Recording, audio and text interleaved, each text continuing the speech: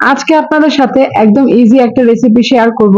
আর এই রান্নাটা কিন্তু অনেক মজার। মুরগির মাংসের তরকারি তো অনেকভাবে খেয়ে থাকেন, তবে এভাবে রান্না করে খেয়ে থাকেন কিনা অবশ্যই কমেন্টে জানাবেন। আর আশা করি আজকের এই রান্নাটা আপনাদের ভালো লাগবে। সো হ্যালো এভরিওয়ান, আসসালামু আলাইকুম। সবাই কেমন আছেন? আল্লাহর রহমতে আমরা ভালো আছি। যে যেখান থেকে আমার ভিডিওটা দেখছেন সবার জন্য রইল দোয়া আর ভালোবাসা।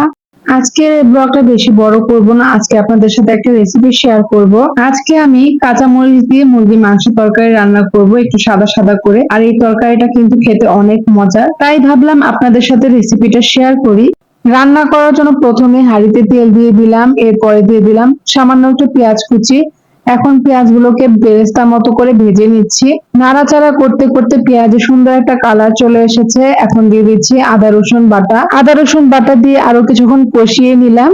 এখন দিয়ে দিচ্ছি একটা মশলা। এই মশলাটা আমি তৈরি করে নিয়েছি। এখানে হচ্ছে কাঁচা পেঁয়াজ আর হচ্ছে অনেকগুলো কাঁচা মরিচ, দারচিনি, এলাচ, বাদাম আর সামান্য জয়ফল আর হচ্ছে জয়ত্রী বাটা দিয়েছি। আর সাথে জিরা বাটাও দিয়েছি। সবকিছু একসাথে মিক্সড করে ব্লেন্ড করে নিয়েছি। আর এভাবে এই তরকারিটা রান্না করলে কিন্তু অনেক বেশি মজা হয়। যাই হোক, এরপরে তো খুব ভালো করে কষিয়ে নিচ্ছি। কষাতে কষাতে যখন এই মশলার কালারটা চেঞ্জ হয়ে যাবে, মশলাটা একদম ভাজা ভাজা হয়ে যাবে, দেখতে পাচ্ছেন মশলার কালারটা কিন্তু একদমই চেঞ্জ হয়ে গেছে। এখন আমি এর মধ্যে গরম পানি দিয়ে দিব। আমি গরম পানি ব্যবহার করেছি, কারণ ঠান্ডা পানিটা ব্যবহার করলে কিন্তু পেঁয়াজ গুলো আবার আগের মতো হয়ে যাবে, তাই আমি গরম পানিটা দিয়েছি। এরপরে এই তো নাড়াচাড়া করে এরপরে এই তো আরো কিছুক্ষণ কষিয়ে নিচ্ছি। এরই মাঝে আমি মশলাটাকে খুব ভালো করে কষিয়ে নিয়েছি। যখন উপরে তেল উঠে এসেছে, এ পর্যায়ে আমি মুরগির মাংসগুলোকে দিয়ে দিলাম, সাথে আলুগুলোও দিয়ে দিচ্ছি। আমাদের দেখা যায় আলুটা একটু বেশি খাওয়া হয়, তাই সবকিছুতে আলু দিতে হয়। তবে এই রান্নাটাতে না আলুটা কম দিলে বেশি ভালো লাগবে। আর এখানে আমি ছোট সাইজের আলুগুলো নিয়েছি, দেখতে পাচ্ছেন একটা আলুকে দুই টুকরা করে নিয়েছি, ছোট ছোট আলু।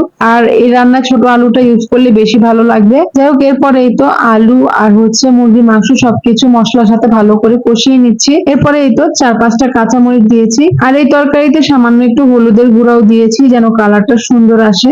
হলুদের গুঁড়াটা একদমই সামান্য দিয়েছি, যেন সুন্দর একটা কালার আসে। হলুদের গুঁড়াটা আমি একদমই সামান্য দিয়েছি সুন্দর একটা কালারের জন্য। বেশি দিলে দেখা যাবে কালারটা চেঞ্জ হয়ে যাবে। যাই হোক, এরপরে তো উপরে তেল ওঠা পর্যন্ত সবকিছু খুব ভালো করে কষিয়ে নিচ্ছি। আর এই রান্নাটা যত ভালো করে কষানো হবে তত বেশি মজা হবে। সবকিছু কষিয়ে নিয়েছি। এখন একটু লবণও দিয়ে দিলাম, লবণটা কম মনে হয়েছিল।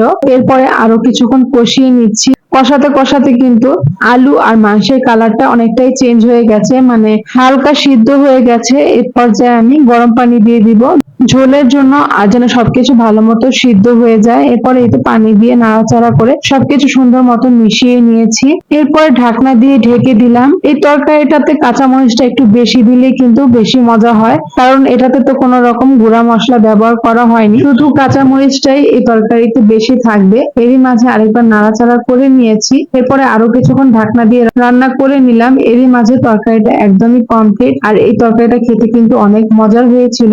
শেষে আরো কয়েকটা কাঁচামরিচ দিয়ে দিলাম। এই কাঁচামরিচ গুলো পরবর্তীতে সিদ্ধ হয়ে যাবে, তাই রান্না শেষে দিলাম। এখন ঢাকনা দিয়ে কম আঁচে রেখে দিব, উপরে তেল উঠে আসবে। এরই মাঝে এই তো তরকারিটা একদমই রান্না হয়ে গেছে। আপনারা এভাবে ট্রাই করে দেখতে পারেন, আর যারা রান্না করেন তারা তো জানেনই। আর এই রেসিপিটা কেমন লাগলো অবশ্যই জানাবেন। ভালো লাগলে পেজটাকে ফলো করে দিবেন। আর সবাই ভালো থাকবেন, সুস্থ থাকবেন। আল্লাহ হাফেজ।